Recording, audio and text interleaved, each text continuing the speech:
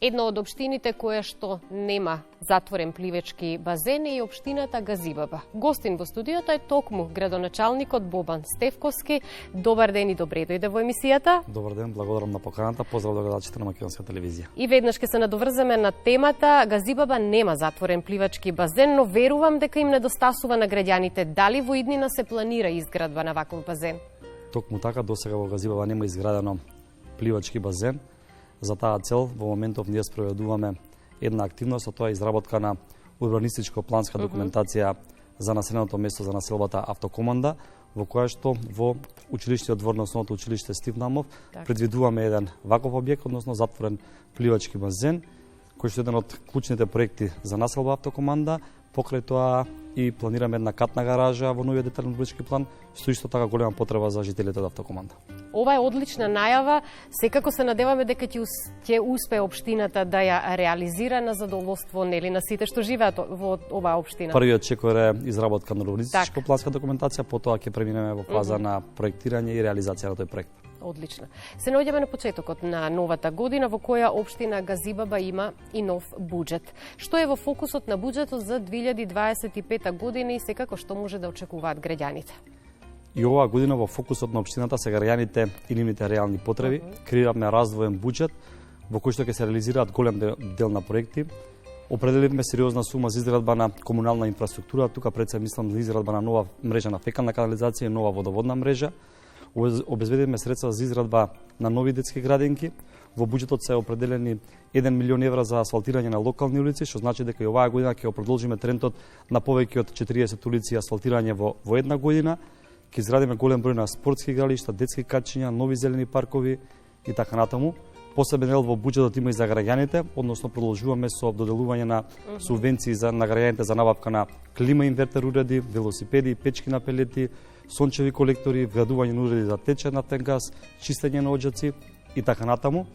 Една новина во оваа 2025 година ќе има, тоа е работиме на изработка на еден нов проект со кој што директно ќе помогнеме на пензионерите со ниски примања.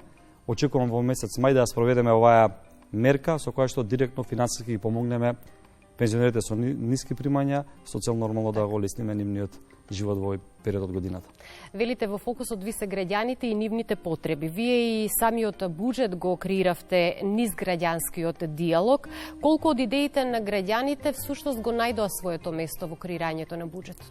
Она што сакам да го соопштам дека откако јас дојдов за градоначалник, започнавме една граѓанска постапка, односно воведовме граѓански диалог со кој што за иднината на општината одлучуваат самите граѓани.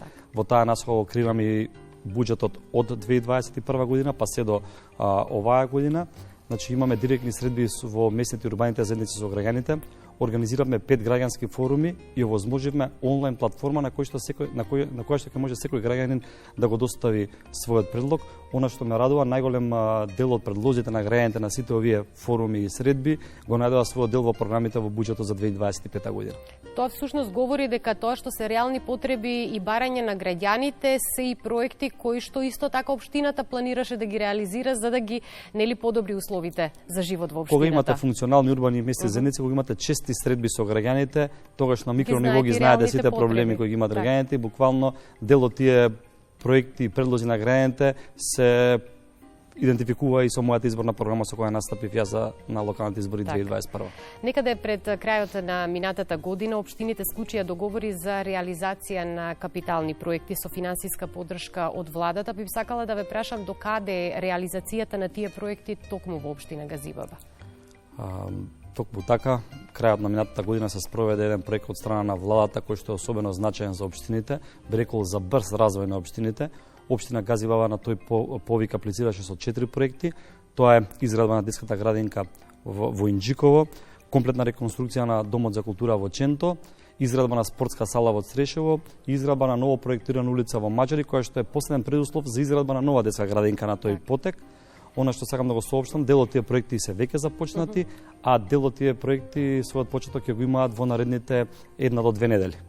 Одлично, брзо најава за брза реализација на сето ова што е најавено. Подготувајте се за овој наш разговор денеска. Видов дека граѓаните даваат силна поддршка, особено за реконструкција на културниот дом во Ченто, кој всушност грубо звучи црна дупка на општината повеќе од 40 години. Кога овој проект ќе започне да се реализира и кога е предвидено истиот да заврши? Завршницата е најважниот дел од проектот. Се согласувам со констатацијата на граѓаните, повеќе од 30-40 години тоа е една најцрна точка на територијата на општина Газибава, нефункционален дом во кој што има голем смет, се собираат одредени зависници, така натаму и голема беше реакцијата и брањето на граѓаните за реконструкција на овој дом.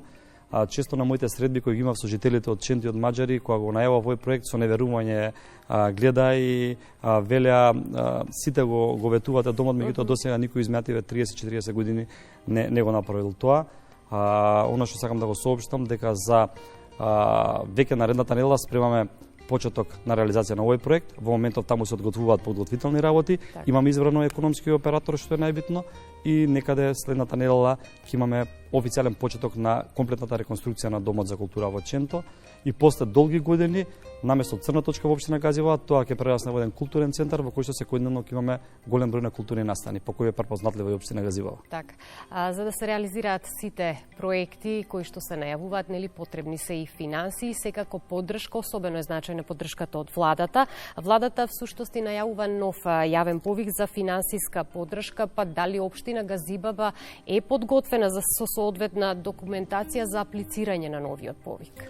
Морам на повторното прашање на оваа тема да искажам мојата благодарност и благодарност на сите жители Бериколна општина Газибава кон премиерот Христијан Мицковски за реализација на овој проект, бидејќи со овој проект ги решаваме оние децениски проблеми кои што ги имале граѓаните. Сите сме свесни дека општините располагаат со лимитиран буџет и не можат во одреден период со брза ефикасност да ги реализираат потребите и проектите на граѓаните. Оваа поддршка е огромна за сите нас како менаџери на локалните самоуправи, но пред се за решавање на проблемите на граѓаните. Измиатиот период интензивно работевме на подготовка на проектна документација за повикот кој што се спрема да се објави во месец февруари. Општина Газибава е подготвена и ќе аплицира со повеќе проекти кои што својата светлина ќе видат многу скоро денес. Одлично. Вие сте градоначелник на една од најголемите скопски општини, морам да истакнам, ако не и најголема, опфаќате голем број населени места. Тука би сакала да се осврнеме на еден блок прашања поврзани со функционирањето на градот Скопје, затоа што граѓаните секојдневно се жалат на нередовен јавен градски превоз и расипани автобуси. Доаѓаат ли до вас реакциите на граѓаните? Секако доаѓаат, нема ден да немаме некаква реакција од страна на граѓаните. Најголем дел од жителите кои што функционираат во населените места кои што се дел од Скопска Црна Гора, тука пред се мислам на Раштак, Булачани, вклучувајќи го и Брнерци, секојдневно реагираат, бидејќи по повеќе часови нема автобуси, го нема оној јавен превоз што треба да е достапен на граѓаните. И секако реакциите не само во општина Газибава, се во сите скопски општини, но она што е уште би рекол пострашно, што и оние автобуси што се пуштени да сообраќаат по скопските улици се небезбедни. Имавме случај пред некој ден каде што во општина Сопиште се запали автобуси во кои што во прашање се доведоа животите и на патниците, но и на самиот возач. И наместо да видиме некаква конкретна одговорност, оставка и слично, ние случуваме одредени демагогии. Така да заклучок дека на Скопје му треба ново решение за јавниот превоз кој што ќе обезбеди пред се брз и безбеден превоз за скопјани, кој што во моментов го нема. Се надоврземе на ова прашање, на овој проблем, би сакала да напоменам дека пред неколку дена вие бевте во Загреб, во Хрватска, да ја бодрите нашата ракометна репрезентација и всушност од Загреб објавивте фотографии како користите јавен превоз во трамвај со порака дека Скопје, по примерот од многу светски метрополи, треба да размислува за изградба на трамвај. Дали сметате дека решението за јавниот превоз во Скопје лежи токму во изградба на трамвај? Измијате неколку денови бев да ја бодрам македонската ракометна репрезентација во Хрватска, во Вараждин арената. Покрај тоа што бев заедно со нашите репрезентативци, Посетата искористив да направам и одредени средби. Имав средба со градоначалникот на Вараждин, имав средба со председателот на Совет на Осијек, така да разменивме голем дел на добри искуства и добри практики, кои што ќе значат пресликување на дел и во нашите општини. Со одредените општини си подадавме рака и понатаму меѓусобно ќе соработуваме, ќе потпишеме меморандуми за збратимување. Она што го видов во Загреб како добра практика беше организација на јавниот превоз со трамвај. Така да сметам дека и на Скопје му треба сериозна организација на јавниот превоз. Можеби тоа не е најидеалното решение, меѓутоа мораме да видиме дека сите европски и светски метрополи користат јавен превоз кој што е организиран со трамвај или со метро, така да со некои подобрување на тоа решение сметам дека Скопје ќе има јавен превоз како што доликува.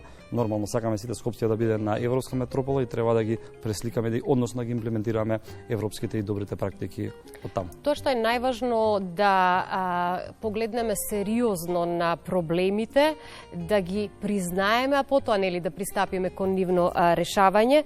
Комуналната хигиена и нередовното собирање на комуналниот отпад е уште еден од големите проблеми со кои што се соочува град Скопје. Вчера видовме дека градоначалникот на Центар го повика градот Скопје како надлежна институција да го собере сметот кој што се натрупува со денови. Каква е состојбата во вашата општина во Газибаба? За жал, морам да констатирам дека состојбата во Газибаба воопшто не е различна со состојбата во останатите општини. Да, го видов повикот на градоначалникот на Центар изминатите денови, таков сличен повик имаше и градоначалникот на Шуто Ризари, слична е состојбата и во општина Газиба, каде повеќе денови не се собира комуналниот отпад, односно се ствараат нови диви депонии на територијата и во урбаните и во руралните месни заедници. Тоа е уште еден доказ за она што договоревме претходно, дека буквално на Скопје му треба рестарт на целокупниот систем и му треба подобар менаџмент, како градоначалник, така и менаџмент на јавните комунални предпријатија. Од оние информации за кои што располагам јас, покрај тоа што јавното комунално предпријатие комунална хигиена е во сериозен финансиски проблем и сериозни финансиски долгови, механизацијата е повеќе од 50% неисправна и не е на располагање. Затоа велам, за жал, наместо решенија и соочување со проблемите, ние имаме одредено политиканство од град Скопје. Изминатиот период јавноста можеше да забележи водење на одредена кампања од ваша страна, наречена 3 години дела за Газибаба. На што се должи оваа кампања? Па, би рекол, тоа не е кампања која што водиме ние, туку е отсликување на реалната состојба која се случува во Газибаба изминатите години. Јас ветив отворена и транспарентна општина и впрочем тоа го правиме во овој период, односно граѓаните се тие кои што управуваат со општината и на граѓаните им презентираме се она што сме го направиле изминатиот период, така што во наредниот период ќе презентираме уште многу проекти што сме ги спровеле во изминатите 3 години и би рекол уште еднаш ќе потенцирам, тоа е одлика на реалната слика што се случува во изминатите 3 години, а тоа е дела што се случуваат во Газибаба и верувајте така ќе продолжиме се до последниот ден од мојот мандат. Со влегувањето во новата година почна да истекува пак и последната година од вашиот градоначалнички мандат и за неколку месеци не очекуваат и локалните избори. Од денешен аспект, колку вие лично како градоначалник, но пред се како граѓанин и жител на општина Газибаба сте задоволни од сработеното? Морам да кажам дека искрено сум задоволен од сето она што е сработено во општина Газибаба, бидејќи ги решаваме проблемите кои што ги имаат граѓаните, а тука говорам за реализација на деценијски проблеми и потреби на граѓаните. Горд сум на секој еден проект што сме го реализирале, бидејќи оставаме еден траен белег за времето во кое што сме функционирале како менаџмент во општина Газибаба. Тие проекти секако се на граѓаните и тие ќе говорат за тоа што се случувале во одреден период од општината. Јас можам да соопштам само дел од она што имаме сработено во изминатиот период. Имаме изградено фекална канализациона мрежа во должина од 25 километри. Имаме асфалтирано повеќе од 150 локални улици, изградивме спортска сала во Стајковци, изградивме спортска сала во Булачани, во моментот се гради спортска сала во Црешево, градиме детска градинка во Инџиково, градиме училишна зграда на основното училиште Крсте Мисирко во Ченто.